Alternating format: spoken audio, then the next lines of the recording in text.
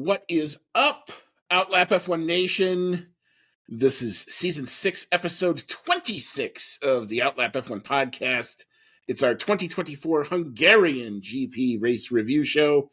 You've got Andy, and I am happy to say he is finally off of storm duty. He's been freed of his conscription. I'm along with Cody tonight. It is great to see you again, sir. One, I'm glad you survived it, and two, how you doing otherwise? Otherwise, I am doing fantastic. Had a really nice weekend. Got to see some family and friends, play some Dungeons and Dragons. But yeah, those night shifts last week were pretty rough. But I'm getting back to normal, and got a good race on Sunday to help me forget about all of that. So we're doing good. Good to hear. So as I put a tweet out about this, Wednesday, Thursday, we weren't able to do a preview because, in case you don't know, and you can Google July 15th, Illinois derecho if you'd like to get proof of this. The Chicago area got absolutely nailed by this line of 50-mile line worth of storms that rolled through, and the sirens went off everywhere, including downtown, which almost never happens. And I think at one point I thought I saw it was like 150,000 people in our area without power. And Cody's job is to help to fix that when that happens. And he got put on extended freaking storm duty. So thank you for doing God's work, number one. And two, my job is easy in this. I am fortunate enough that I'm not one of the guys who has to go outside and actually do the dirty work. So those are the guys who deserve all the credit. I'm just helping. Well, we appreciate all of that. And it looked like finally by the end of the weekend, it looked like all of that had finally gotten situated. So we're glad to have you back, and we're glad to have you on the show with us. So if you found our show, welcome along. As David Croft, who was very quotable this weekend, and we'll probably talk a little bit about some of that too, would say, you can find our show on Twitter, Instagram, Discord, Reddit, and YouTube at Outlap F1 Podcast is the handle for all of that. You can see our link tree in our show notes or our descriptions or links that we put out. We take you to the link tree. That tells you where to find us all over the place. If you're on YouTube and you like what you're seeing and you enjoy what you're hearing, you can do us a solid and smash that subscribe button, or you can click a like if you'd like to as well. And if you're on your favorite podcasting app, a 5-star review on Apple Podcast or Spotify would help us come up a little bit better in search results. We would appreciate that if you'd like to do that. You can email the show, chatnow@outlapf1.com, takes you there. Thank you so much to the people who do support us monetarily, who enable us to do this lovely little enterprise. Thank you so much to Dean Warwick, Yuri Dolchester, Paul Weaver, Quentin Warden, Kevin Kelly, Regan Stanzik, Timothy Brown, and, of course, Jonathan Scott. If you'd like to become a member of that hashtag Outlap F1 Nation and have me say your name on every recording, if you'd want to give us $1, $5, it's all it takes. We will be most grateful for it, and we would appreciate it if you'd like to do that. As a final reminder, the good folks at Manscaped continue to offer 20% off and free shipping with our code OUTLAP. That's OUTLAP, all one word, if you'd like to peruse their various different products that are all really wonderful. All right, and before we actually get into the weekend, one thing, this is our actually first recording since our big Giles Richards interview.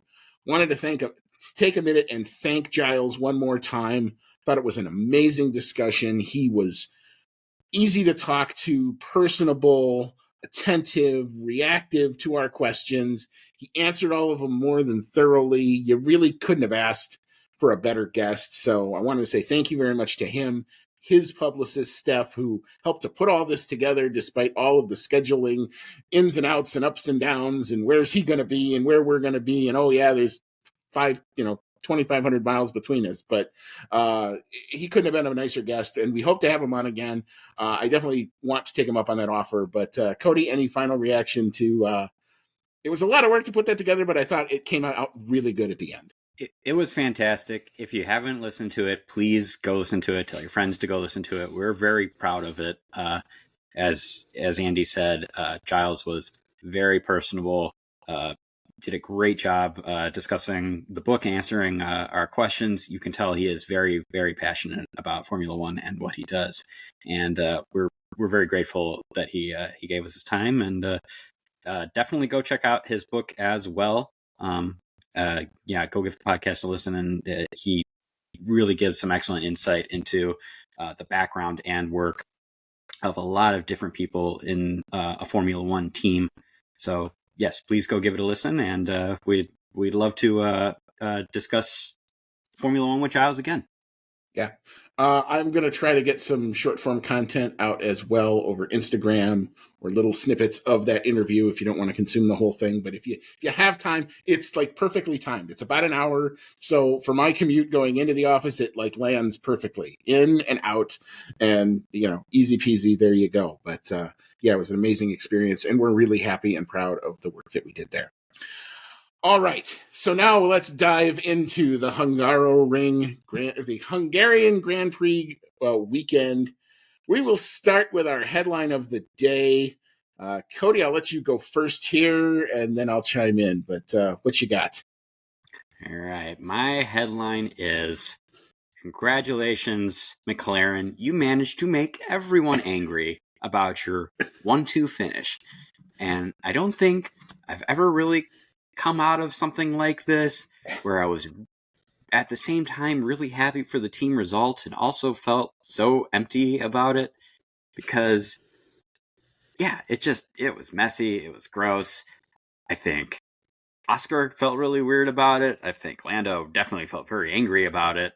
The team didn't really know how to handle it, and I think we came out of this with Oscar Piastri's first Formula One victory, which everyone should be very happy about, including him. And he even sounded a little muted when it came to his post-race interviews and his radio. It's weird, and I wish I could feel better about it. Yeah, I'm right there with you. I got two headlines. I've got the headline that we should have, and the headline that we should have is, what a bounce back for that team after a tough weekend in Great Britain, where they put their heads down and absolutely dominated a weekend for the first time in a really long time. They had the 1-2 in Monza a couple years ago. That was kind of helped by a couple of the combatants kind of sort of taking themselves out. This was on pure pace. So needless to say, on that front, I'm excited and happy and over the moon. But instead of that being the main headline, instead we get, and I hope I do this right, emotional damage. The hot temps and the twisty corners of the Hungaroring certainly tested the wits of the participants and those watching them too. Wow. We're going to get into all that. There are other stories that we will unpack throughout the course of the rest of the weekend. As you can tell where I'm going, I made sure I ate the spicy salsa before I got on tonight, just so I'm in the right mindset. So here we go. So we will start, as we are always apt to do, with the qualifying session, which was actually, for my particular fandom, was really good. But hang on, let me see if I can... Hang on, I had a different sound queued up, and of course, now I'm going to find my real one. I had it. Here we go. All right, let's see if we can actually do this right. This will not be in the regular audio, but at YouTube, this is the cookies that you get for watching the video and not the audio. So here we go. All right. So lining up in P20, boy, it seems like they've gone back to prior form. This did not look good. That was the Alpines. Pierre Gasly in P20, Esteban Ocon in P19. Wow. P18 was Zhao Guanyu. P17 was George Russell. Big story out in Q1. Mercedes dropping a ball. These were tricky, changeable conditions in the qualifying, as we'll talk about. P16, the other big shocker. Maybe it's not a shocker anymore. Sergio Perez. Also getting out-qualified by Logan Sargent for the 7th time this season. P15 was Kevin Magnussen. P14 was the aforementioned Logan Sargent. P13 was Alex Albon, and P12 was Valtteri Bottas. P11 was Nico Hulkenberg. Advancing through to the Q3 shootout from 10 to 1. P10 saw Yuki Tsunoda. P9 saw Daniel Ricciardo. Both V-Carbs bouncing back a bit here. P8 was Lance Stroll. P7, Fernando Alonso. P6 was Charles Leclerc. P5 was Lewis Hamilton. P4 was Carlos Sainz. P3 was Max Verstappen. P2 was Oscar Piastri, and it was a McLaren 1-2 front row lockout, with P1 being Lando Norris in the other McLaren. McLaren's first front row lockout since Brazil in 2012. All right, Cody, big thoughts on the qualifying and all those weird, all of a sudden we got a rain shower that nobody expected.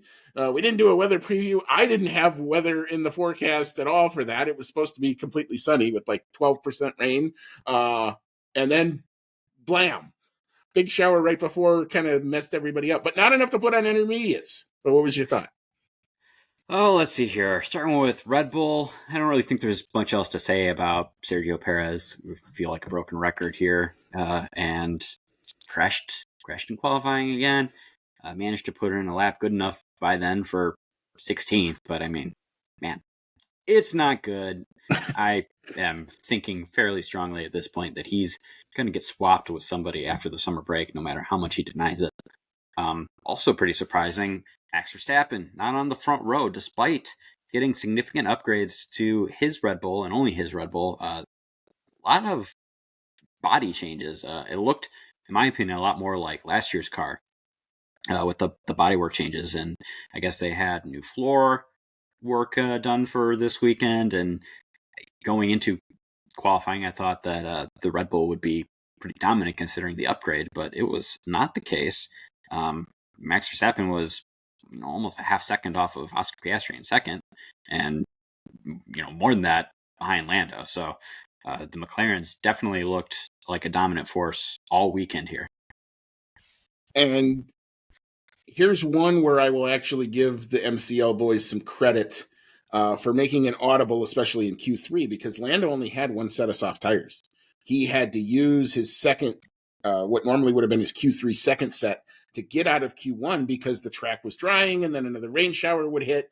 And it was all, where were you, right where you were trying to literally go in between the raindrops there.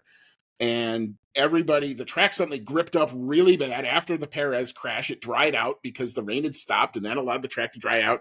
And then it started yielding all this grip, and everybody was setting personal best times. So you had to be out there in order to not get caught out at the end. So Lando burns a set of, and George Russell too. And it didn't work for George Russell at all because he doesn't make it out of Q1, but Lando manages to survive it. I think he managed in Q1 in P13. And I think Daniel Ricciardo was actually the fastest time in Q1. So let that just kind of tell you how much the track was evolving there. So we get to Q3.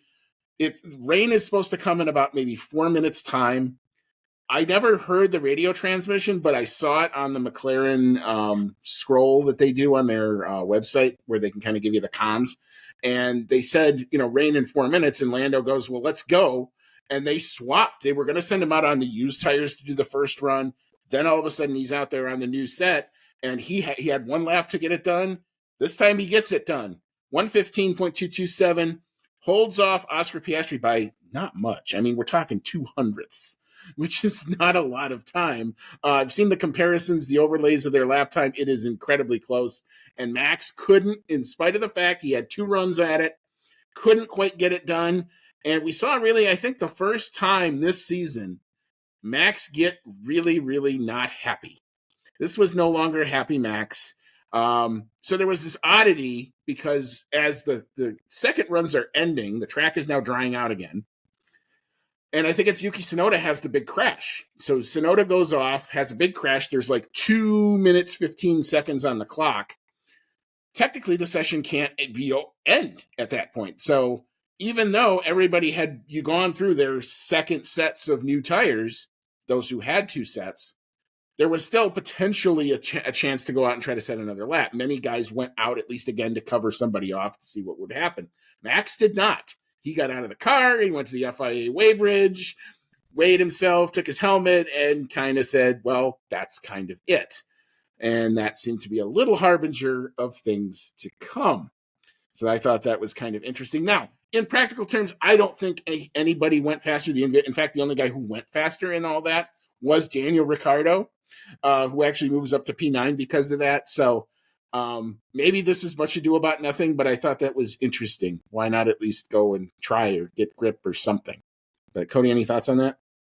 Well, first thing I would like to slightly amend my previous statement. It was not a half-second difference No. between Max and the McLaren. I totally misread our notes. It was much closer than that. So maybe I wouldn't say McLaren dominance, but McLaren definitely had the leg up. So my apologies for that. But as far as the craziness with the little bit of wet weather there, I did like that it threw a little bit of a wrench into things. It was kind of fun seeing Daniel Ricciardo at the top of the timing page, and I'm sure you're going to hear all kinds of pundits, pointing to that and saying, "Oh, does that mean he's ready for the Red Bull seat? Is Perez done?" And I'm not sure it's quite enough evidence for that, but it was so cool to see. No, I mean, it was great for Danny, and it was great for Yuki. I mean, VCarb, which had been not on it the last couple of weekends, getting back on it and kind of back into, they're now kind of understanding their upgrade package. A lot of teams brought lots of big upgrade packages here. So that was kind of interesting to see as well.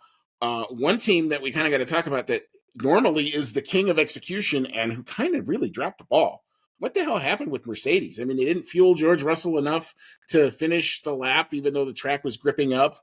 So he goes out, he sets 2 flying laps. They were decent for what the track was, and then the track dried out. And by the time George realized what was up, it was way too late. They couldn't do anything.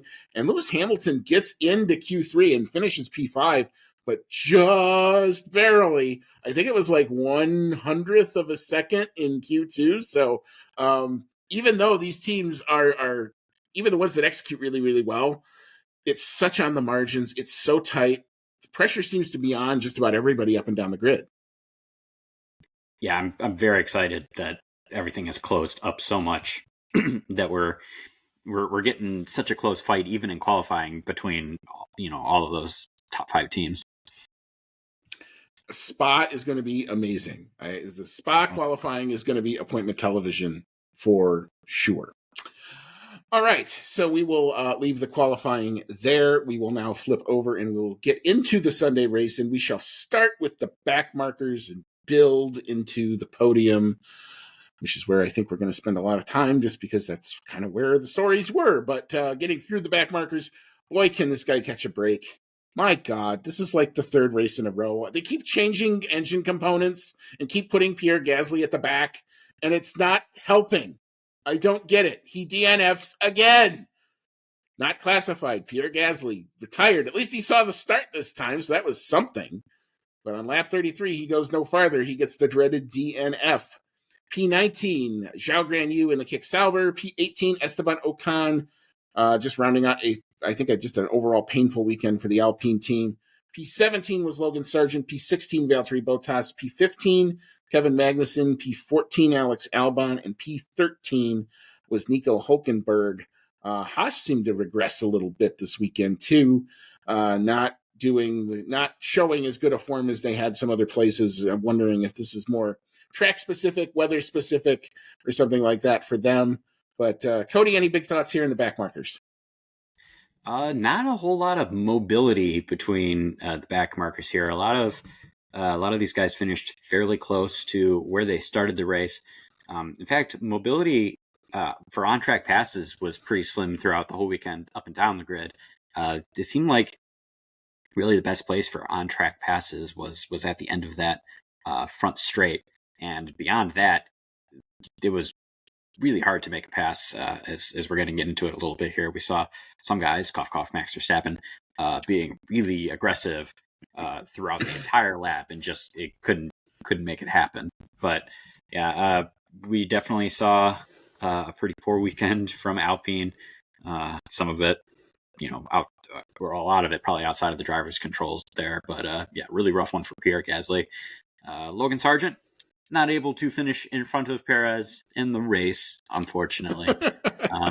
But yeah, we didn't really even see a whole lot of these guys during the broadcast. It was kind of a race that was more focused at the front again, and more focused on drama than I would say on track action, really. Yeah, we'll unpack a lot of that in just a little bit. I'm building up to it. So anyway, we'll then move into the midfield, and the midfield saw in P12 that was Daniel Ricciardo, P11 Fernando Alonso, P10 Lance Stroll in the Aston Martin, P9 there he is again, my boy Yuki Tsunoda coming home in the points yet again. P8 the recovery drive, fairly decent recovery drive I would say for these two. George Russell in the Mercedes comes home in the points solidly in P8 and P7 at least he made the best out of possibly his Sunday. That was Sergio Perez in the Red Bull. So I think it's the first time he scored points in the last two rounds. So good for him there. P6 was Carlos Sainz. P5, we shall talk about the trials and tribulations of one Max Verstappen this weekend. P4, probably the quietest P4 that I could remember for a long time. Charles Leclerc in the Ferrari. I don't think he was even on camera once the entire race, but Ferrari's not bad, not great, not where they want to be, obviously, but not bad. But all right, Cody, I'll let you take it. Thoughts in the midfield here? Let's see here. I'm sure Charles Leclerc is happy that this was a quiet weekend because P4 is much improved form for him compared to the last few races. We've been joking for a while now that he used up all of his luck for the season for that Monaco victory. So even though he didn't make it to the podium this time, fourth is really good. It shows a return to form for him. Some of that luck coming back. Yeah, Max Verstappen.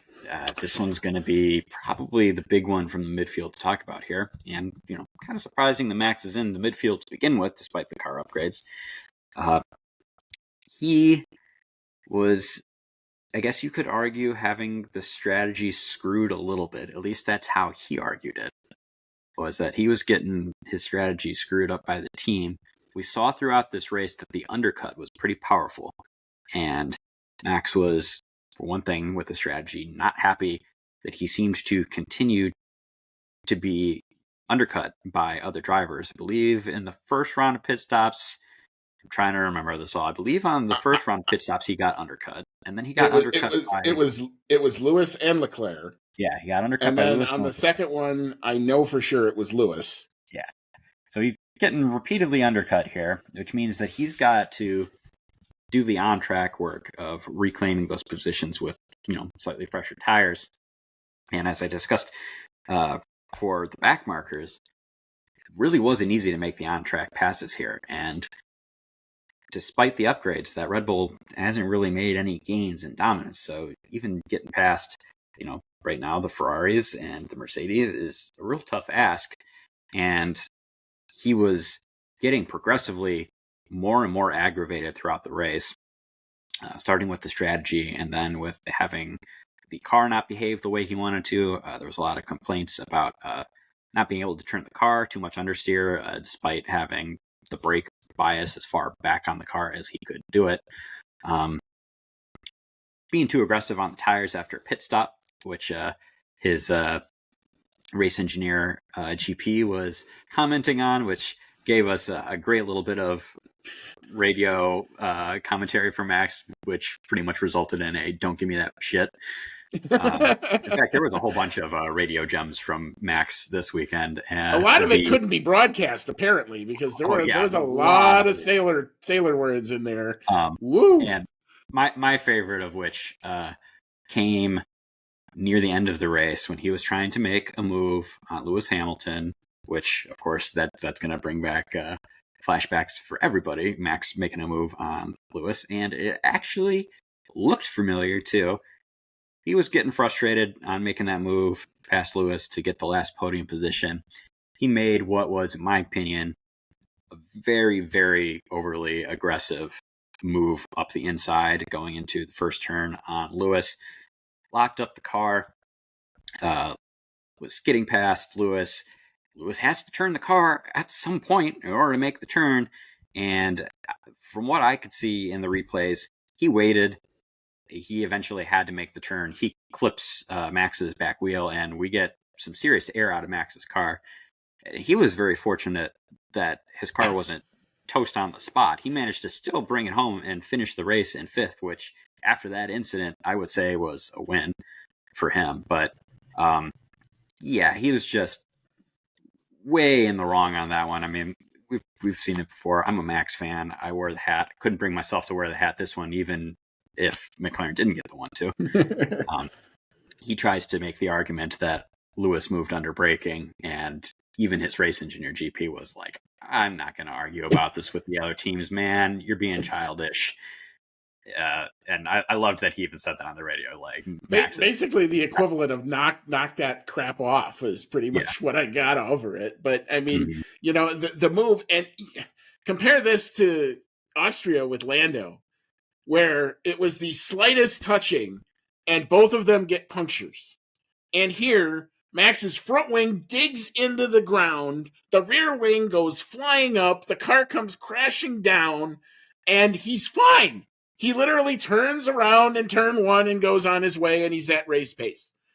I don't get it. Like, there are places when these F1 cars where apparently you can really take a licking and keep on ticking, and there's other ones, and Lewis was fine too. Like, even if Lewis had some front wing damage, I don't think it ended up mattering in the end. But, and then there's other places where if you just hit him in the wrong spot, it's instant game over. If you hit one of these cars in the rear diffuser, it knocks off half the downforce, or, we've heard this before. 18, 19 points of downforce lost, 2-3 tenths a lap, that's your game over. You got no chance to win if that's the case. But the other thing that I could not believe is that incident with Lewis, which universal. I've watched. It's universal that everybody said that was Max's fault. Martin Brundle called it. I watched the other broadcast on F1 TV. David Coulthard called it. Stewards, hello, stewards. How in the name of God does that not get a penalty post race after that? I don't know. I just that was. I got nothing for that one, because that's definitely the textbook definition of causing a collision. And then go back to the first lap where he does I'm just going to go off the track and try to gain the advantage and let somebody tell me that I'm wrong. And the team had to tell him, Max, you got to give that position back. It's being investigated. Now, I would have loved to have seen what the stewards would have done or not done, because I think Max has a point. Because if he gets away with that, what anybody, hello, was the mic on in the stewarding room? I don't get it. I do not understand it.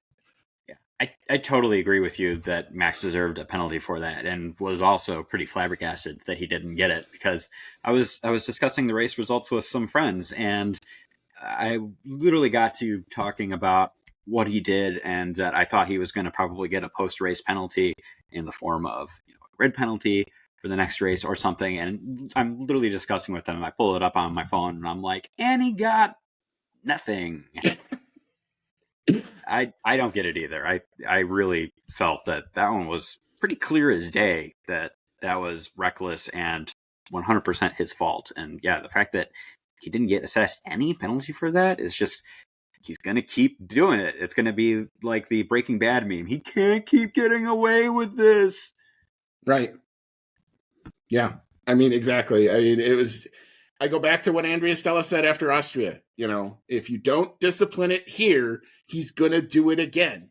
And we got however many rounds we got left to go. We got, 11 rounds left. We're going to see this again. We're going to do this song and dance again. It's not new. He's the same guy he's always been. There's two of him. There's the calm and cool Max Verstappen wins by 30 seconds guy. And then there's this guy. And they both exist at one end in the same and can come out at the same time. It's just, for a guy that's got that much talent, he did not have to do that. At some point, you just got to realize, and granted, he's so far up in the drivers, even with this, it probably isn't going to matter in the long run. And when we get to the podium, that's going to be a talking point of what actually matters in that and what doesn't. But it was just like, here we go again, and again, it's with Lewis. I don't know what it is about those two, but when they get together, it is, and Lewis didn't do a damn thing wrong. There was no aggression on the Lewis side of this whatsoever. And it was weird, because I think Lewis was trying to lap, I think it was Albon. So both of them had DRS, And how Max thought he was going to get that car stopped after flying in like that is just beyond me. But, and anyway, whatever. Stewards, hello. Anytime would be nice. Mm. But all right, let's get into the podium. That podium saw P3 being Lewis Hamilton. P2 and P1 is where all the controversy in this race lies between the McLaren duo. P2 was Lando Norris, and P1, he does get his first race victory. Let's not besmirch that. Oscar Piastri in the McLaren. This is definitely a well-deserved victory. I just wish everybody, including myself, could have enjoyed it more.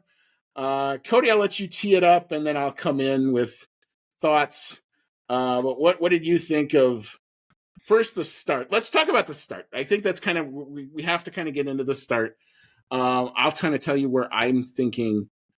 So it was definitely another one of those like the Lando and the start thing. I can feel the bubbles. It's coming. Up here. Yes, it's coming. The Lando and the start thing is now a thing because I don't know what else he could have done right here. He definitely nails the launch, and yet again he tries the move. He did this in Spain when he was on the pole, where he tries to cut off P2, and in so doing, he lets the guy in third come around the outside.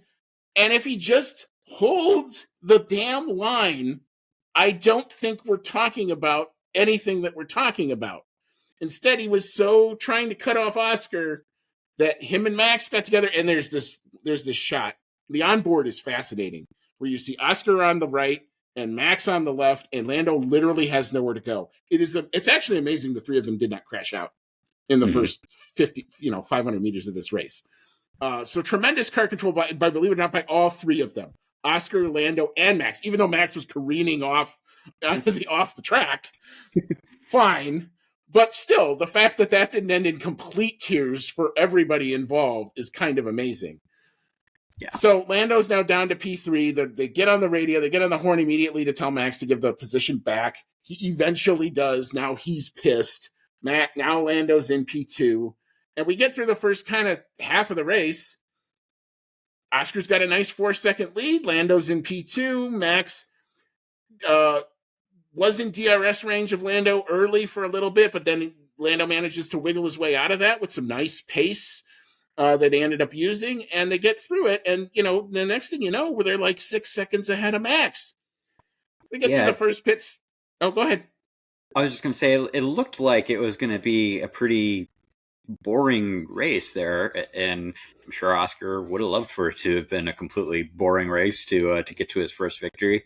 He got a great launch off the start, took the lead right out of the gate, opened up a little bit of a gap. He did have a couple moments here and there where he, took a little bit of dips into the gravel.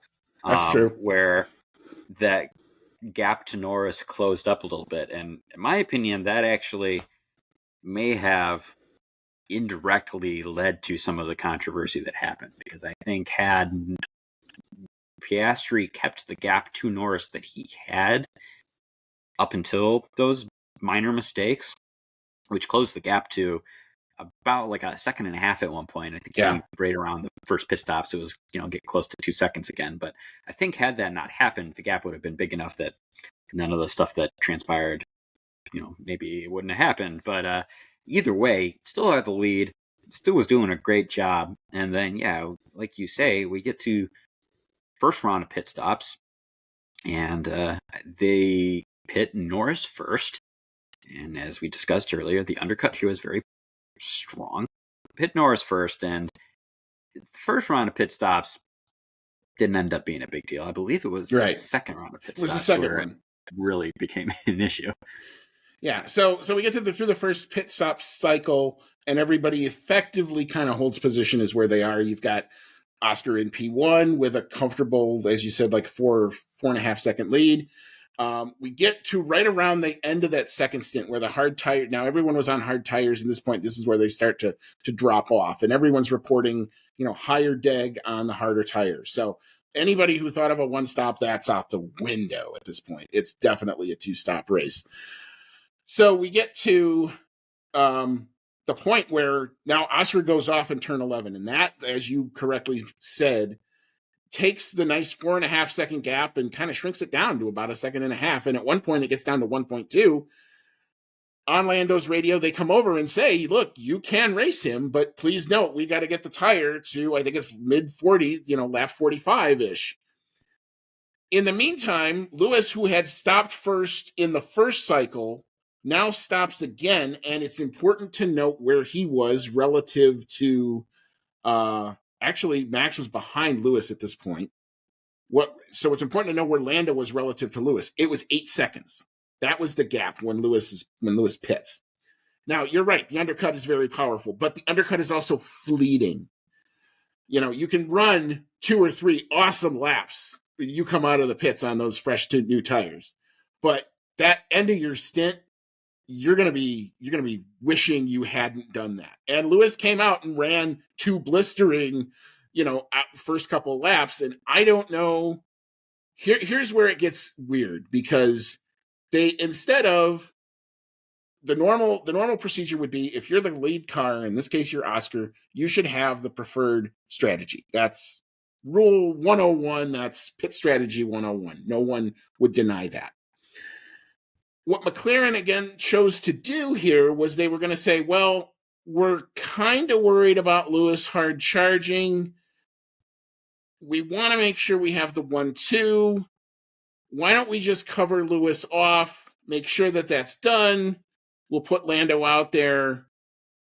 We don't even necessarily know that Lando's going to be able to undercut Oscar, but it was clear that was going to happen once they went down this path.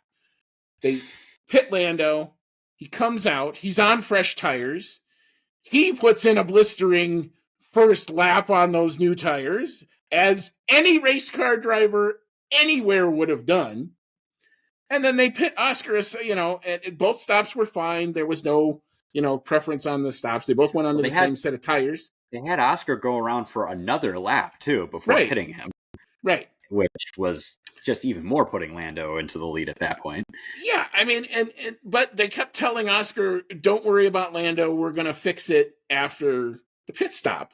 Uh-huh. And all I'm sitting there thinking, and I'm going, what? Cover Lewis? Why?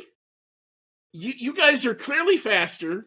You've been the dominant car all weekend.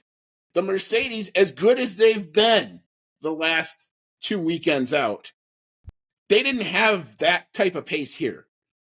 What the hell are you worried about Lewis Hamilton's race for? There's nothing there. And even if somehow Lewis gets in front of Lando, you've got Lando Norris, one of the best guys at figuring out how to do an overtake in the game right now. I would put Max, Lewis, Lando, 1, 2, 3 in that order, in terms of the guys who, if you need an overtake done, call one of them, because they'll figure it out. So why are you even doing that? Why does it even come into play? So now, now, of course, Lando goes screaming into the lead. He's like 3.5 seconds up after the pit stop. Mm-hmm. And now they're trying to tell him, now you got to swap around. And now we have all this existential quandary coming into it that doesn't have to happen. And we end up going through, I think, about 20 laps of McLaren almost begging Lando Norris to slow down, and Lando really not saying anything. And it gets to the point where his race engineer was almost like, dude, I'm just trying to protect you here. Come on, you got to do it. But yeah, I would say it was begging at some points. It was, think of the team. You can't do this alone. Think of Oscar. You're going to need us all on your side for winning a championship. It was kind of sad. I think the team realized that they had made a bit of an oopsie. And to be fair here, I think Oscar definitely deserved the victory here. He was leading through those whole first 2 stints, and he got lead off the line. And as you said, being the lead driver should have had the preferred strategy. And I think McLaren had the gap to Hamilton to still give Piastri the preferred strategy. They were being too cautious. And so you get in this weird spot where McLaren clearly feels that Oscar Piastri deserves the win. And they don't want to take that away from him because not only does he deserve the win, but it would be his first win. So there's even more incentive to not ruin that for him. But I can't really fault Lando too much either because he didn't make any of those decisions. That he pit when McLaren told him to pit.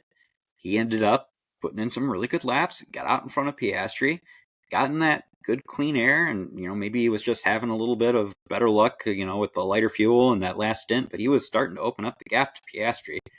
And I think at that point, Lando starts to think, hey, I've only got one win to my name. I'm second place in the points, and now I'm opening up the gap. So I think I've got some pretty good, ground to stand on here that I deserve this win too. Don't take it away from me. And he said on the radio, he's like, well, yeah, if he wants to take the place back, he's got to catch up to me. And we didn't see that happening. The team kept telling Oscar, yeah, we're working on it. We're going to get you guys the place back. And Piastri's like, this is going to get harder the further we get into the race. And then finally, with just a couple laps left, we get this really awkward situation where Lando pretty much stands on the brakes down that front stretch. In the middle of the straightaway. Yeah, for a painful amount of time to let Piastri back past. And we get to the end of the race and no one seems to be happy with this. Lando feels like he's been screwed. Oscar feels like a lot of the joy from his first win appears to have been taken out of it because he is, the team was congratulating him on the radio, like, first win, man, like, this is so great, congratulations. He's like, yeah, thanks, guys. It's just like you could tell it wasn't what he wanted it to be. I think he wanted what he should have had, which is lead the whole race, show that he had what it take to control this and come out with the win. And that's really what he deserved. And I feel very bad for him that he had that part robbed. Completely agree. And if you're Lando, I found a bit of sound that I think kind of sums up Lando's argument here. Let's see if I can actually play this on time. But you did not hear my words, and now has come to this. But you did not hear my words, and now has come to this. That was only supposed to play once. So again, YouTube guys, you'll get the benefit of that if you watch on the video there. I will edit all that out in the actual audio part. But anyway, I think that describes it. Like, if you're... My God, how did we get here? It's like they were so worried about potentially botching it from a guy who was 8 seconds clear. 8 seconds in F1 terms is an eternity. It's an entire straightaway and a corner in Hungary. You could have dropped your gun and picked it back up and still finished the pit stop and been fine. There is absolutely no reason to do that. And I've been sitting here. It's been almost a good 36 hours since the race ended. And I have been in this kind of positional quandary as a fan. And this, I feel all weird. And this should have been a crowning achievement for that team. This is McLaren International. And God dang it, why can't they act like it? I'm not looking for Ron Dennis here, but act like you've been here before and know what the hell you're going to do. Good Lord. But not only that, but if you're Oscar, of course you're going to not be as excited as you would. He should have had the, F yeah moment. And maybe that's some of his personality. I do think I equated him. I think I said in one of the chats I was in after the race, I feel like that guy's either an astronaut, an ER doctor, or like a fighter pilot or something like that. He just has that never get upset mentality. And like the most exasperated he got on the radio, in spite of all the other side, because I had both of them going, was that one message. That was the only message he sent to the team about this whole thing, where he goes, hey, if we let this go any longer, this is going to get really awkward. And the final argument that finally convinced Lando was the safety car argument. And that's even Lando said. Now, in the post-race, Lando all said, look, I was going to do it. He wanted to do it on the last lap in the last corner to kind of make a point. I'm The whole glad you thing. didn't do that. No, so am that I. would have been Because the worst. right, Way worse. the whole thing was just so unnecessary, and you can't.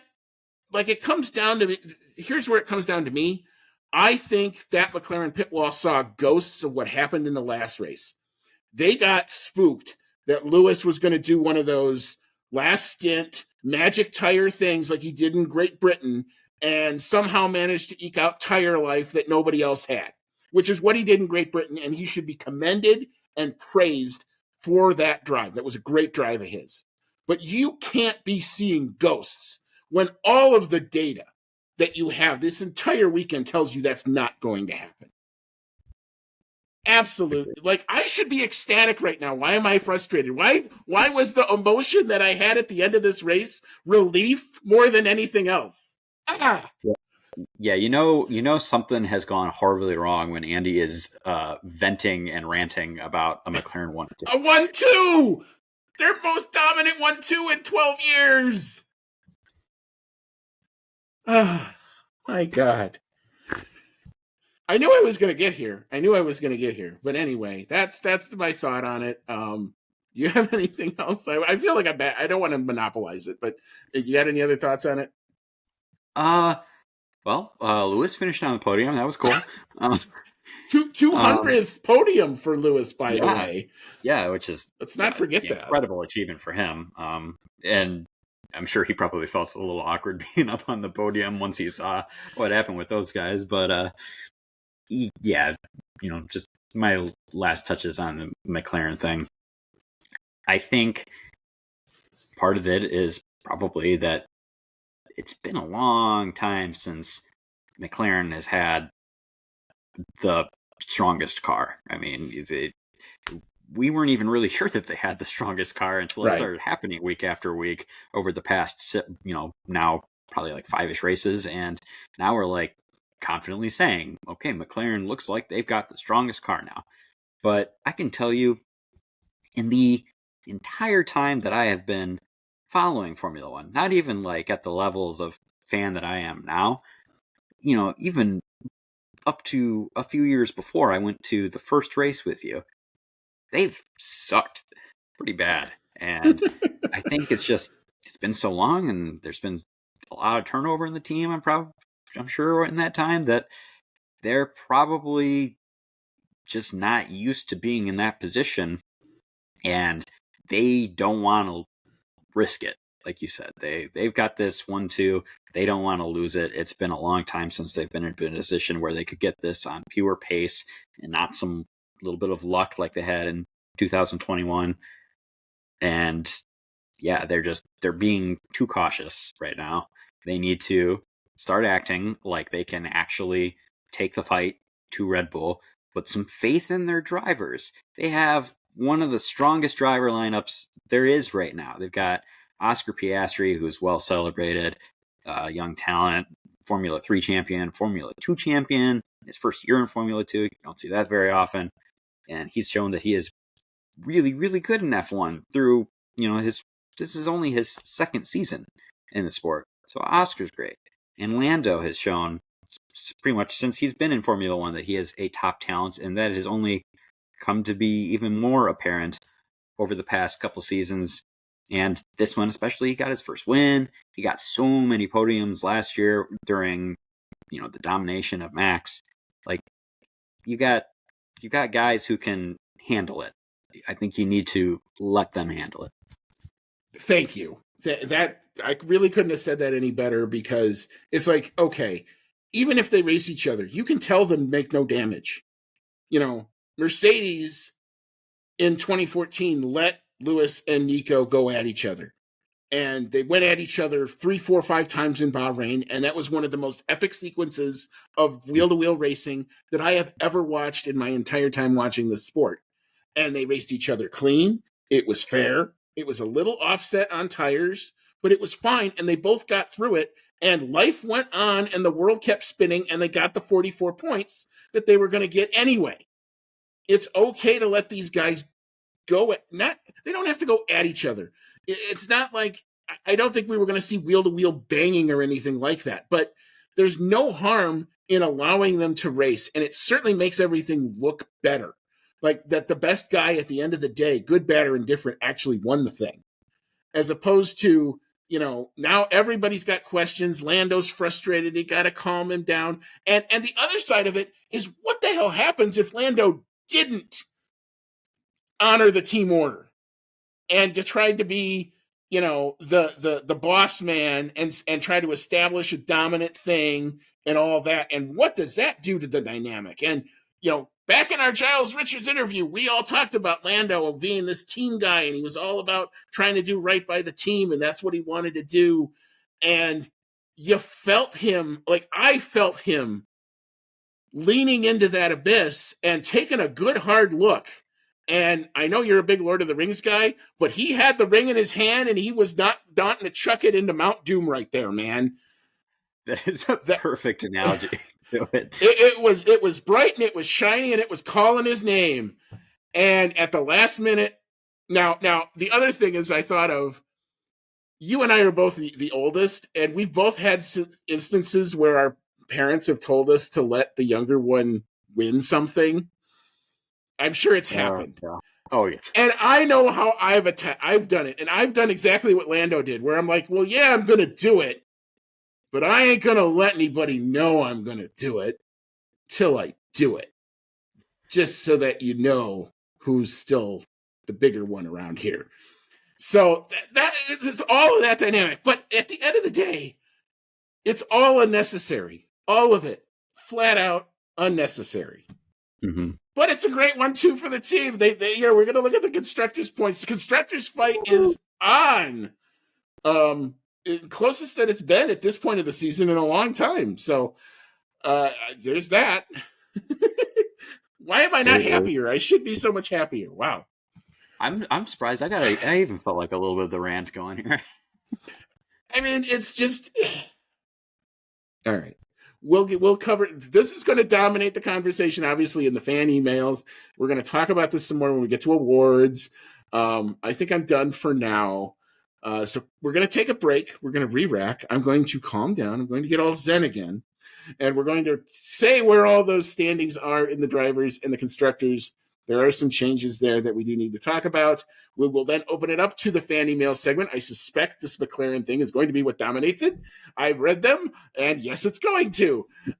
So you'll want to come back, and we'll talk about all this from some different perspectives, which is all the main fun of the fan email segment. We'll hand out some awards. We won't do predictions because we didn't do any. It kind of got suspended due to weather. But then we'll set up our last round before the end of the first official part of the season, before the summer break. Spa-Francorchamps is beckoning. I actually can't wait for it. I mean, this is going to be a fun weekend. Well, hopefully it's fun and not more of this. But anyway, we'll come on back. We'll get into all that in just a little bit. Welcome back in. This is Season 6, Episode 26 of the Outlap F1 podcast. It's the 2024 Hungarian GP review show. You've got Andy, and I'm along with Cody tonight. We just wrapped up a dramatic Hungarian Grand Prix, if nothing else. And so we're going to take a look at where all the standings shake out after this round of the championship. Cody, if you want to take the drivers, I will chime in with the team standings. All right. After the Hungarian Grand Prix round, Max Verstappen is still leading drivers' standings. He's still got a pretty good gap over Lando Norris. Max Verstappen sitting at 265 points, while Lando Norris picks up some points on Max this weekend. He's at 189. Charles Leclerc, also with some good points this weekend, is in third place at 162. And his teammate Carlos Sainz is in fourth place with 154. Oscar Piastri getting the big old 25 this weekend, and he, as we said, deserves it fully. He is at 149 points, so only a few points behind Carlos Sainz and Charles Leclerc now. Sixth place, Lewis Hamilton, with the third place on the podium, is at 125, which now takes him past Sergio Perez, who is down in seventh place at 124 points. George Russell, I think pretty much scraping together whatever he could out of this weekend. He is in 8th place with 116. And then you can tell that those top 4 teams are quite a ways ahead of the rest, because 9th and 10th currently is held by both Aston Martin drivers, and they are a pretty good gap back. So 9th place, we have Fernando Alonso with 45 points, and then Lance Stroll in 10th with 24. Yeah, and that race for 10th continues to be ridiculously close with Tsunoda's couple points. I think he's up now to 22, so he's just shy of there. And there's Nico Hulkenberg is like on 19 or 22, something like that too. So that race for 10th, you're going to see some different names, I think, churn in and out of there depending on who's doing it. But the Aston Martins currently hold that position. As for the team standings, Red Bull Racing Powertrains continue to lead. They are up to 389 points. P2 sees a new tenant in this spot. That is now McLaren Mercedes with their 1-2. They maximize their points on the weekend, barring the fastest lap, which went to George Russell, by the way, as it turned out. They are up to 338 points, so we're almost within a Grand Prix point haul in P1 and P2 in the constructors. Not quite, but getting there. P3 is Ferrari. They check in with 322 points.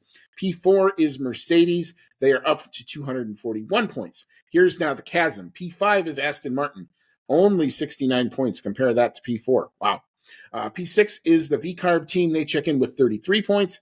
P7, Haas Ferrari. They score no points this weekend, so they remain on 27 points. P8 is Alpine. No luck for them this weekend at all. They remain on 9 points. And P9, that's where you find Williams. No points for them either. So they remain on 4 points. And P10, my gosh. Kick Sauber gets through almost the entire first part of the season. The summer break can't happen soon enough for those poor guys, it seems. They remain 0 points. All right, so you have heard our take. You've heard my sometimes exasperated take on all of the drama, the melodrama, the radio chatter back and forth. It was probably the most interesting, strange, out-of-body, almost fan experience I've ever had watching a race. But we're going to get into the fan email segment, and we will start with Rachel Fleming. And I think Rachel and I are on the same wavelength here. Rachel was the first one to come in, by the way. So these are in the order that I got them. Made sure I did that. So, Cody, take it away. It's your time to shine. What does Rachel have to say? All right, Rachel, thank you for your contribution. And she says, right, I am not happy. I should be happy. It was a brilliant race, but McLaren have absolutely ruined the day for Oscar. If they had pitted him first, none of this would have happened. Lando has every right to be mad. He had a 6-second gap. Vettel in 2019 undercut Charles Leclerc in Singapore. Leclerc asked for the positions to be swapped and they refused. Why should Lando slow down? Oscar should have been faster. However, I'm not saying Oscar didn't deserve the win. He did. He was brilliant. But the way McLaren managed it was pretty disgraceful. But Red Bull will want to forget about this race very, very quickly. Perez put another nail in the coffin with another very expensive mistake. I think this is hurting the team now. But my God, Max was very poor as the leader of the team in this race. He sounded like he needed his coffee this race. Oh boy, I know where that's from. And the final move on Lewis was awful, to be honest. And the team finally snapped and told him to stop being childish. Oh, and Gasly's car failed again. Why did I tweet that to you guys? Poor bloke. Yeah, pretty much. I think was in full agreement with us on this one.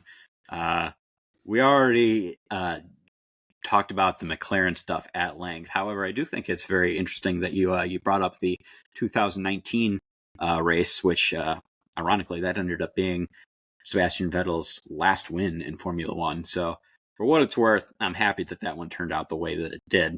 But yeah, very good point that Vettel got the undercut there, and they did not switch anything back, even though Charles had won, I think, the last 2 races before that. So could have been on for 3 in a row at a time when Ferrari looked like they were on the comeback. But anyway, yes, Perez is costing Red Bull a lot of money at the moment in terms of damage to the car. And with the cost cap, you really, really don't want to do that. And with all of your P7, P8, and retirements lately, you really, really, really don't want to do that. And yeah, my last bit on this is I totally agree with you. Max was not showing his best as a team leader here. We know that he is aggressive.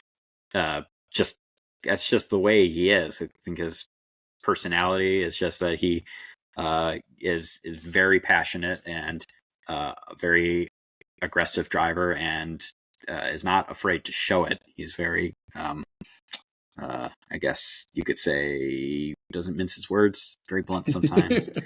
But I usually respect him for it. And I just think that this was taking it too far. I think he was not playing nice with his team at all. And those are ultimately the guys that have your back. So, they've guided you to, several drivers championships now. You got to put your faith in them a little bit and, let it go if it doesn't go your way every once in a while.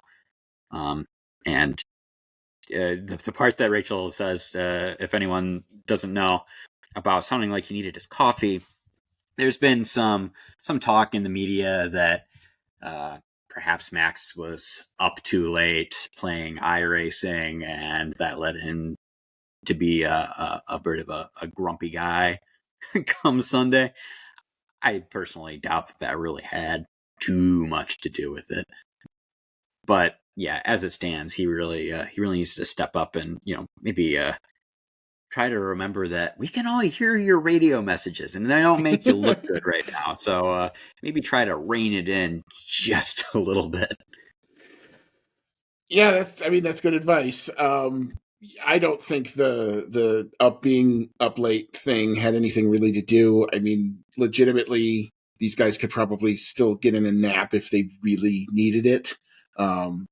They are very well looked after. They are well taken care of. They're, from the nutrition and all that.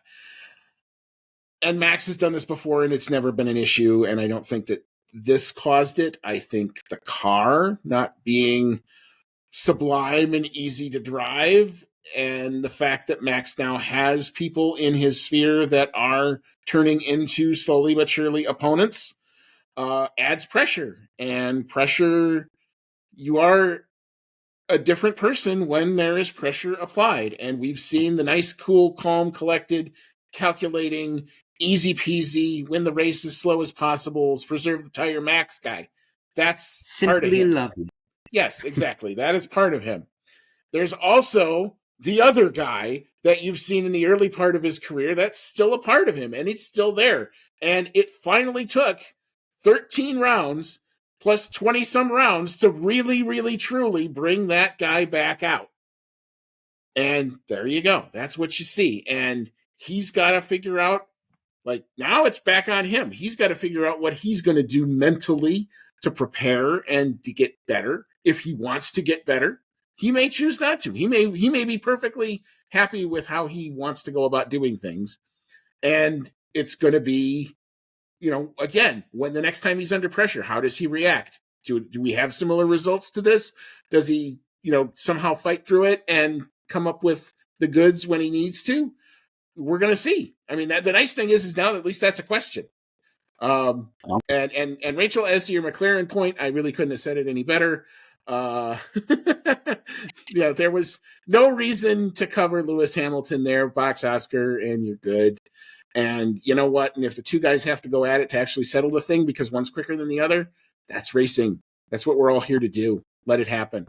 Trust your guys that they will not wreck themselves. And these guys have not shown throughout any of their history that they're into wrecking each other. This isn't, none of that. I could see that if there had been an example of that happening. There hasn't been. So why even bother?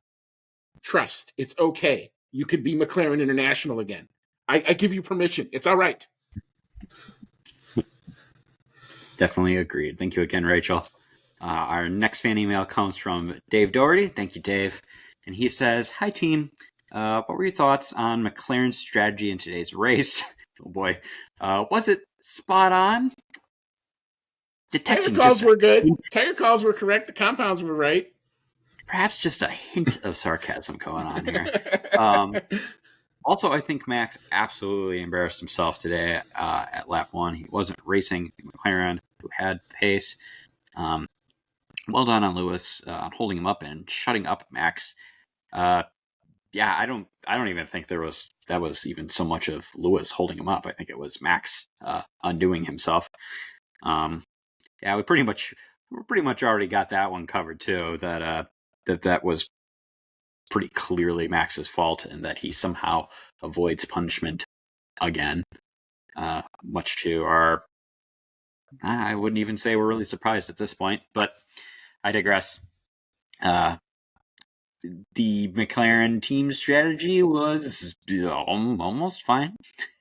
Just think they should have done Oscar first. Yeah, it's one small little thing, and we're not talking about any of this.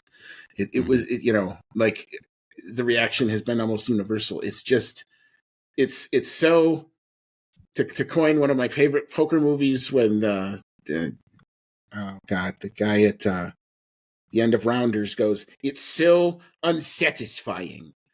That's kind of how I feel with this. It's a 1-2, but I am so unsatisfied because of it. And it didn't need to happen. It was just so unnecessary. So, again, just be who you are. Trust your guys. Trust your data. Trust each other. You're going to probably come out a lot better, and stop seeing ghosts. Don't worry about what happened before. What's happening now? And maybe there's another race where, you're a tenth or two off, and maybe you have to do that cover off move. That's fine if that's the race that presents itself.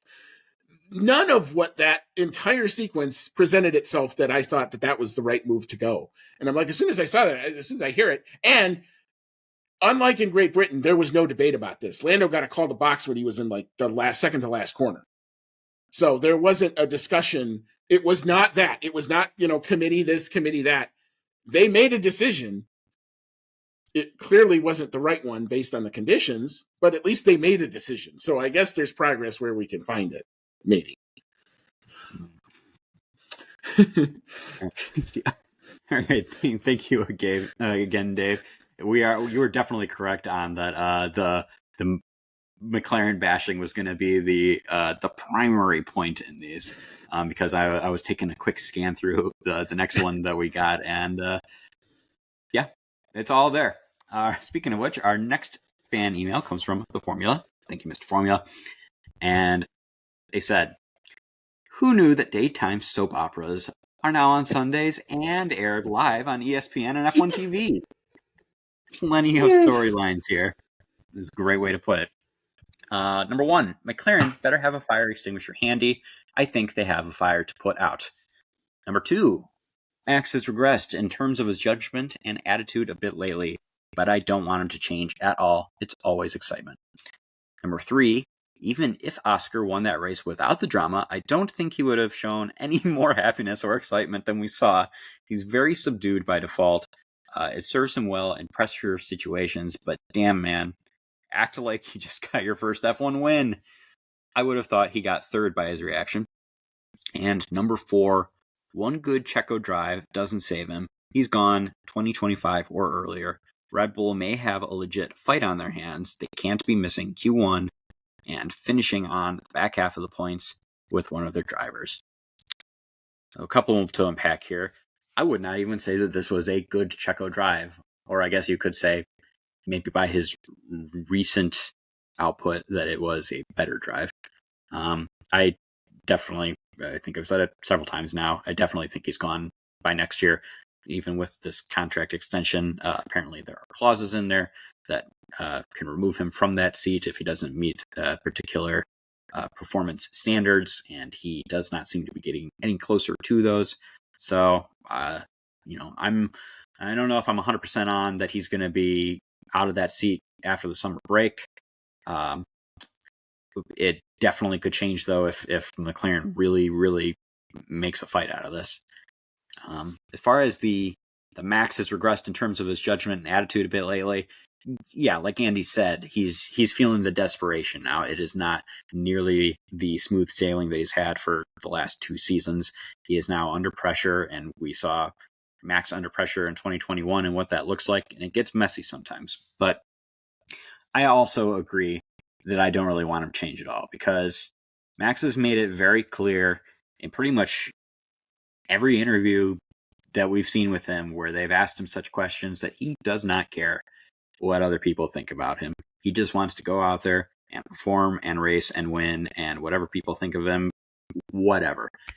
And I do have a lot of respect for that. We've got some drivers in Formula One, like Lewis Hamilton, who are, show themselves to be representatives and kind of paragons of the sport, where they do their best to be a strong role model and try to, do the best they can for public perception and go out of their way to, do good and make a name for themselves outside of the world of Formula One. And I really respect that as well. I think Lewis is good of a representative and spokesperson for Formula One as there is. But on the other side of that, I have a lot of respect for guys like Max and Fernando Alonso, who just they don't care what anybody thinks. They're going to do as they're going to do, and they know that it's going to get messy sometimes, and some people aren't going to like the way that they do the things that they do, but that the history and record books will make them out as top drivers in the sport. And we've said it a lot of times that it takes a certain amount of ruthlessness to be a top performer in any sport. And I think when we see Max acting like this, I think it's just that ruthlessness coming out. And the thing I'll say about that, both, I know Max Verstappen and Fernando Alonso both do have, I think, charitable foundations that they both support. I didn't mean to sell them short on those kind of things at all. I just meant that it's no. I mean, I think it's just when the helmet goes down, it's a different mindset. It's a different mentality. I'm where Lewis may try to say this is how you should do it. These guys go out and just do it, and they'll be nice and good citizens afterwards. Mm-hmm. So I think that's the difference of the mindset. And I don't know that anyone is better than the other. I mean, there is an argument to be said. And it's, again, this whole race kind of puts me into my own existential bind, because in watching Lando go through this whole 20-lap melodrama that didn't have to happen, I'm watching that and I'm going, who are you and what do you want? And had Lando done it, I probably would have lost a lot of respect for that guy, knowing his background, knowing everything that he would have done. And I would have been here and thinking, well, the way you win matters. And yet we've got these other guys who just say, just win, baby. And so it was putting me in a bind. And I'm glad Lando did what he did. He ultimately, in my opinion, did the right thing. But it was so unnecessary to have to get there. 25 points is 25 points. Oh, no, I know. And the argument of the championship is going to be there. And if this gets tighter, that argument is only going to get worse. And right now, the only thing that I think is saving McLaren's bacon is math. Yeah. Because otherwise, they don't really have a whole lot of leg to stand on. Yep. I agree. Thank you, Mr. Formula, for your email. And our last one comes from John. Yes, that John. Again, thank you very much, John, for emailing us. John says, I've been saying it for years now, and I stand by it. Max's only move is aggression. Boy, we are definitely going to get spicy with this one. All of 2021, he would dive bomb Lewis, knowing that Lewis would avoid the collision, or he would run anyone trying to pass him off the track by pulling Nico Rosberg, I forgot, to turn at the corner move. Championship 2 and 3 have been with a car that is 30 seconds ahead of the competition, to the point that even Max was getting bored. Now he's got competition again, and the constant bitching, moaning, and overly aggressive driving is back. And these idiots call him the GOAT. SMH. Also, McLaren, what the actual, I'm going to insert probably a fuck here, but it is actually That's what it is. Yep. Have they already just decided that pursuing Max for the Drivers' Championship is less important than driver equality, or whatever the hell this was today? F for your participation trophies. You screwed Lando from a points standpoint, and poor Oscar's win just feels like meh. It's not like Oscar was breathing down his neck with better pace. Today felt like finally getting into the best restaurant in town, only for it to be rubbish. Probably the least satisfying 1-2 I've seen for a very long time. Yep, I would say, just going cruising my memory banks here. Another probably very unsatisfying 1-2 in a lot of people's eyes for similar reasons would be that what was, I don't remember what the radio tag that's really popular went with it was, but where Sebastian Vettel Multi-21, Seb. Yeah, Multi-21. 21 goes past Mark Webber and takes that win. I've seen a lot of Mark Webber gifs doing this. This does kind of wax of that quite a bit now that I'm thinking about it, and I think we're probably going to look back on this one in the future with a very similar opinion. But I had a multi-80-14 reference ready to go, but we never got there. Very nice. I think John pretty much hit these all very well. Now, I got to come back to this as a Max fan. Yes, he is a big bitchy moany guy sometimes. That said, I think at the end of his career, his numbers are going to put him amongst the GOATs. I don't know if Formula One is really a sport where you can have one true greatest of all time. But I think at the end of his career, we're going to look back on Max and say he's definitely one of them. Love him or hate him.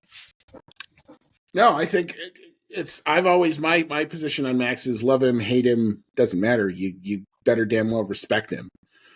Because there is talent there. It is, and we talked about it earlier today, I think there is a duality in that guy, that you can have the cold collected, easy as you like, lovely drive guy, and you have this, and they are both one and the same, and the difference can be pressure. And it's going to be on Max. Now, like I said before, the only thing that is saving Max Verstappen's bacon right now also is math, because he is still 76 points up in the drivers after this, which means that he could go to Ibiza for Spa and forget about it, and Lando could win, and it still wouldn't exactly matter yet. And that's, like, I get what John is saying about McLaren and why aren't you prioritizing the guy in the drivers? And is there a point in a championship where that has to be the case? Yes. Do I think we are at that point based on where the math is? No. Not to mention, it had kind of been decided on track. Again, we'll never know if Oscar doesn't have the off and turn 11 there and it doesn't ever get close. Do we ever get to this point? We never know. But the point is, the corrective action is, you had the 1-2. You didn't have to cover anybody else off. Give Oscar the preferred strategy, and none of this happens. That's where it comes back to for me. And, the Max thing, I understand. I know what John's position on Max has been for a long time. We've debated this subject a lot. And that's where I come back to where I say, you don't have to like him, but you have to at least respect that there is talent there. There is also the whiny, crabby child, but there's a very talented, whiny, crabby child sometimes at the same time. And I do think that it is going to be fascinating to watch the dynamic. If Max continues to get under pressure and the car is not there, what happens? Can he evolve? Does he learn to do something that I know is not in his DNA? Damage limit. Damage limitation. That was a case where you could have come home in P3 or P4 and been fine. And instead, you decided to, red mist it the entire thing, and it did cost you some points. Amazingly, it didn't cost you more. Amazingly, the stewards didn't make it cost him more, which is, I don't agree with that either. But, it probably should have, in retrospect, cost him more, but it didn't. And, sometimes people just have a horseshoe up the rear end. What can I tell you? I don't really know what else to say about that. Horseshoe up the rear end, dominant driver in the sport over the last few years probably gives you some benefit of the doubt, even if it's not meant to. But yes, thank you, John, for your email. John, probably not the biggest Max fan. Also, judging by the content, probably not a real big Nico Rosberg fan either. No, that one goes back. Both him and I have had many discussions about that guy. And ironically enough, who was there doing the commentary on Sky all weekend was Nico Rosberg. Anyway, he's back. He's still there. Anyway, thank you again to everybody who chimed in. We hope we did this justice. My existential crisis has been resolved. So thank you for all helping me work all of that through. So we will now turn into our awards. We will start with the rubbish. Cody, I'll let you go first here. What you got? I don't think I've done this before. My rubbish award is going to go to Max Verstappen. And as we've been stating here, I really respect Max Verstappen. I think he is one of the best the sport has seen probably since Lewis Hamilton came into the sport. But, dude, GP really hit the nail on the head when he called you childish this race. Yeah, I'd agree with that one. And mine is of a similar vein. Paging the stewards. There's an incident at turn 1 you may want to deal with, and for whatever reason, you didn't. And it just boggles my mind. And I can't think, I don't know what you guys were. They took 2 hours to decide. They probably did the thing where they went and had dinner. And maybe, maybe they should make the decision when they're still hungry, because maybe then they would have come with a right one. But we had to wait forever until, I finally, I'll share my anecdote about what happens when I fall asleep in the world. But I happened to fall asleep, and then I woke up, and there were other things going on in the world at that time. And then I happened to see, I was trying to find the decision, and I finally found the decision bot. And I'm like, really? No further action after that? And I was probably so out of it and so drained by this entire race that I'm like, fine, whatever. But the more I think about it, the more angry I get about it, because, come on, that's causing a collision, regardless of who it's against, whether it's Lewis, Lando, or anybody else. The thing is what it is. And going off the track and gaining an advantage is not better either. So those two things need to get addressed, and they're not, and that's wrong. Mm-hmm. Agreed. All right. We will not spend a ton of time here because we've already done this, but analysis paralysis, it's very simple, pointing right at my head here. There's really only one candidate here. The MCL boys, whoever came up with the idea to stop Lando first on that second stop, needs to not continue to do that. I've seen texts. I've tried to see Andrea Stella come out and defend it. I appreciate the effort. It's not going to work, bud. Stop Oscar first, and this is drama-free. It might not be perfect, but at least it's drama-free, and it lets the drivers decide it on track. Trust your guys. All of this I've said, and I'm done with it at this point. So, Cody, what you got? Ditto. McLaren, why must you shoot yourself in the foot?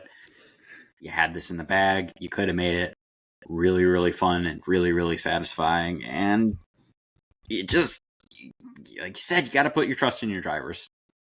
Yeah. Enough said there. All right, so we'll move on to our dark horse of the day. I like the fact we've got some variety here. I'm going to go first with this one. I've got Yuki Tsunoda, who seems to be my favorite dark horse this year. The guy in the not top 5 who manages to get in the points, and he likes to do it a lot. So better for V-Carb here. I think both him and Danny Rick actually showed pretty decently here, so it's good to see V-Carb getting back on track. I was happy to see that. Yuki Tsunoda continuing to put his name in there. Don't know that it's going to be for that second Red Bull seat, but maybe. Anything's possible. Yeah, I think Yuki Tsunoda is a really great choice this year.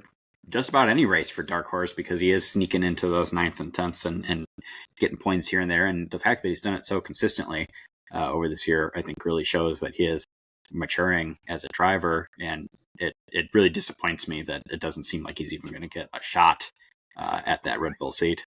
My dark horse, however, this time is going to be Charles Leclerc, and that's because he's had so much bad luck lately that I, have been thinking it might go on forever. And he got into that 4th place, and we didn't really hear anything about it. Now, there was, as we've discussed, a lot of other things going on in that race, so there wasn't really too much time to talk about Leclerc sneaking up there, but he got some really good points. I think that's going to get some of the stress off his back over how some recent races have gone, and hopefully that means we see him back on the podium soon. Yeah, very good. All right, so our driver of the day, I think we have some consensus here. I will give it to the guy who won the race, who did deserve the win, who we should be celebrating, and I feel so bad that I'm not celebrating more as a team guy. Oscar Piastri. Guy was on the sidelines 2 years ago. He's won a sprint race, and now he's won a Grand Prix. This is the start of what's going to be an amazing career. There's a reason he was so sought after. There's a reason we're coming up on the 2-year anniversary of the tweet heard around the world, by the way. And there's a reason that reverberated as much as it did, because he is probably one of the next generations that's coming in. So it looks like it's going to be something really good if the team around him can just get it right. But Oscar, you deserved it. Well done. I mean, after FP2, he was on it all weekend. So I am proud, Sir Oscar Piastri. Well-deserved driver of the day for me. Cody, what you got? I agree. Driver of the day, Oscar Piastri. Congratulations on your first Grand Prix victory in Formula One. He deserved it. I really like Oscar Piastri for his dry sense of humor and subdued temperament. It really cracks me up a lot of the time. And man, he is really good behind the wheel. Managed to get his first win in only his second season, and first Grand Prix win, got his first sprint win in his first season. So we know the talent is there, and even though it got a little ugly this time, you do have to remember that he got the win, and he deserved it. I don't know if you've seen it, but he had some absolute, on qualifying day, he had some golden radio when Tom Stallard was coming on the radio and trying to give him who was behind him. And he said this was after Tsunoda had just wrecked and brought out the red flag. And he goes, "That's Tsunoda behind you," followed by whoever else was behind him. And Oscar comes on the radio and goes, "Yeah, I don't think that's Tsunoda behind me because he's kind of missing a couple wheels. And I think that's probably the other V-carb." And Tom Stallard goes, "Yep, thanks for correcting me there." And it was just a moment I thought of you in that, and I'm like, that's your humor, that's Oscar's humor. You guys are like on the same wavelength. It's kind of freaky that way. Indeed. All right. Well, as we said before, the predictions game didn't happen because of the nasty weather through here. We will get back at it next time for Spa. And I'll also try to give a recap of where we are as we head into the summer break. I will get the spreadsheet out. I will get all the previews out, and I will tally up the scores and update everybody as to where we are. I think we're actually closer than I think. I think you're winning, but I think it's closer than I think. But as we said, we've got one more ride on this F1 emotional roller coaster. And we're going to go to the most roller coaster-ish of a track that is out there. Spa and the Belgian Grand Prix await. I am excited. We were talking a little bit in one of the breaks, like, do we like this before or after the break? I would prefer it after the break, because that was always we're back to F1 and let's do it at this iconic ass track. And nothing against Zandvoort. Zandvoort can be iconic in its own way, especially if it rains like it did last year. But I think I would still, if I was the calendar chieftain of the world, I would find a way to get Spa back in its traditional spot if I could. But anyway, I'm always happy to be here. I'm glad this thing is still on the calendar. May that continue. And we're going to get all excited for it. So, Cody, any final thoughts? Same thing as you. I kind of preferred Spa being the first race back after the break, just because we've been away for like 4 weeks and then you come back for Spa. Everybody likes Spa, and I think I've said this for leading into a lot of tracks this year that this is one of my favorite tracks. Well, Spa is my favorite track.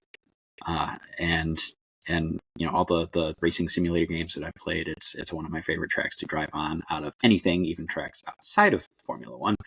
So this one's going to be good. There's been a lot of fantastic, memorable races here in the past. I just hope it doesn't rain too hard so we don't get the least iconic race of all time again. Yeah, But, let's not do that. Something tells me it's going to be a good one. I am hopeful as well. We'll get into all that. We will look at what the weather is going to do. We will be back with hopefully our normal preview timing, and we'll try to get that out. Last plug, go listen to our Giles Richards interview. It is worth the time. If you've made it all the way to here, thank you so much for listening to all of our ranting and ravings about this race. But go listen to that. It's actually a lot tighter than all of this. But we'll be back later on this week. We'll preview Spa. We'll get into all that. This is an emotional roller coaster, but I'm glad I'm riding on it. And Cody, I'm glad I'm riding on it with you, bud. So we'll be back next week. And until then, may all your laps be fast.